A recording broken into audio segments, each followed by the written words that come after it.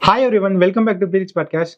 So we have Sashwath here today. Ever since I started the podcast series, I thought of a topic to have a conversation with Sashwath. So I found that the Sapiens book was interesting as it has many broad view of how the human beings evolved.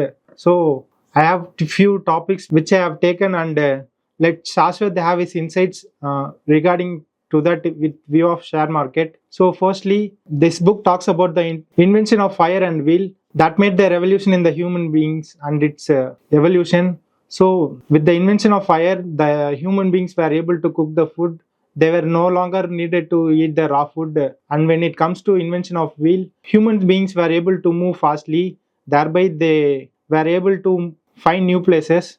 So coming to this generation, the invention of internet has made things accessible more easily. So with regards to share market, particularly after the internet penetration, the stock market growth has been more when compared to the pre-internet era. So what is your view about internet and share market?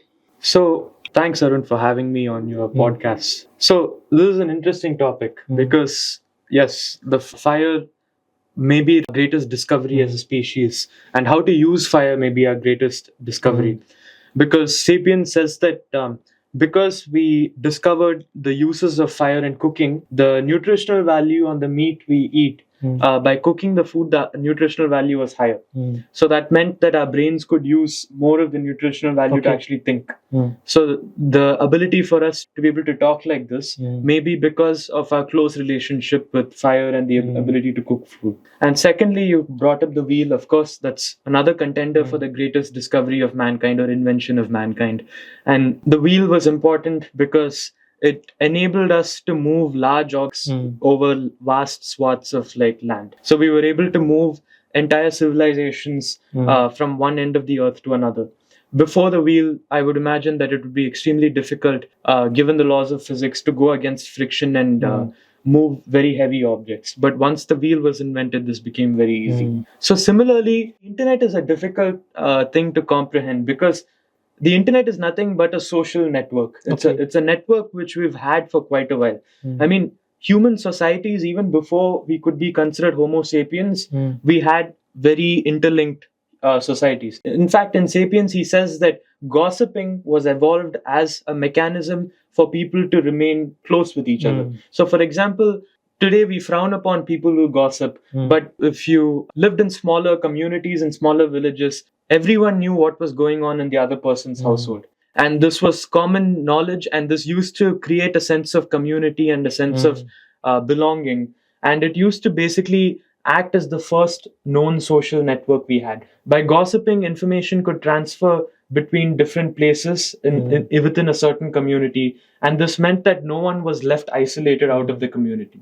And Sapiens, Yuval Noah Harari, who wrote the book, actually talks about why that's such an important thing. So the internet is an evolution of, at least in my opinion, is an evolution of how our social networks have evolved. And add to this the fact that information transfer has become very easy. And it's not just the stock market, because if you look at research, today as an academic, you can look at many other people's works online. It's for free. Books, this book itself is available for free on the net. I mean, yes, you may have to download a PDF and you may not be paying the publisher the money. And that has its own moral gray area. But however, if you put all of that aside, this is available freely on the net for anyone who's underprivileged and not able to access it any other way. So the internet has basically made it so that a group of people can put forth what they're thinking, and another group of people can take that and respond to it, or let's say continue with it. And we have a tendency for mob mentality. And Benjamin Graham talks about mob mentality. And of course, Yuval Noah Harari talks about it as well, where he says how cults form. He talks about it. And he basically says mob mentality is a big force in human society.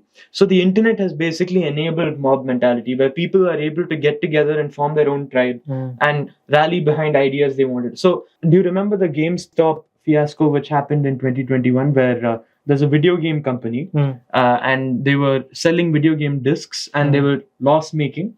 And basically a group on the internet in a social network platform called Reddit. They came together and they basically drove up the price of GameStop.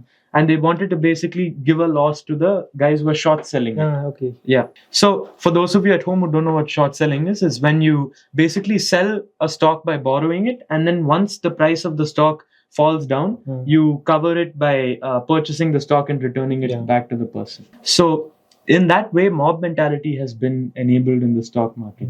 So this is one big aspect, or the biggest aspect, I think, where the internet has come into play within the stock markets. And coming back to internet, previously the growth of the company propelled the market, but after the internet penetration, the buying and selling of the stocks and with the mutual fund also is propelling the market. So how does it affect the real value of the stock market? So this ties into the mob mentality situation.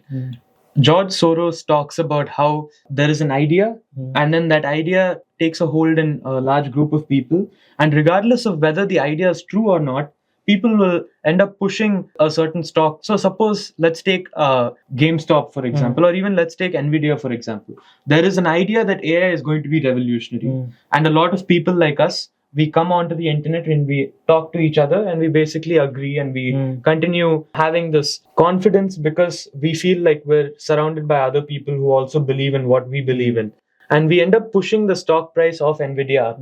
And because the stock price of Nvidia has gone up, we think that our idea is correct. But we don't realize that the stock price went up only because all of us are buying the stock, not because whether the idea is correct or wrong. The idea could be wrong, but the stock price is going up because a lot of us are going in and buying the stock. So in that similar fashion, the internet has basically liberalized the stock market in a way where you have influencers come online like our channel or anyone else who come up and we're talking openly about finance. And what ends up happening is more and more people who didn't have the exposure before are able to get in on this. But one of the downsides of this is that people end up doing things they don't know why they're doing it, or they do things under misguided principles.